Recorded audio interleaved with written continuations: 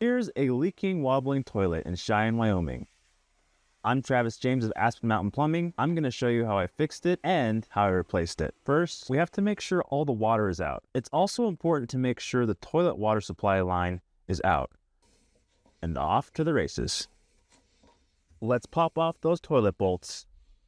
And off she goes. Here's that extra quality service that Aspen Mountain Plumbing is known for. Nice and clean. Here's Aspen Mountain Plumbing's founder, Lance Ball.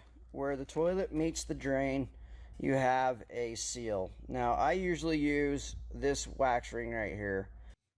And as you can see, this wax ring, once upon a time, strong enough to hold a toilet up, is now toast. And don't blink, because I'm taking out the old bolts and installing a brand new bolt kit.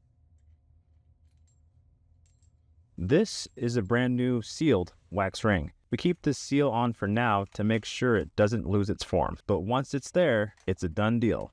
And it's time to unseal. And how about that? Aspen Mountain Plumbing Gold Leaf.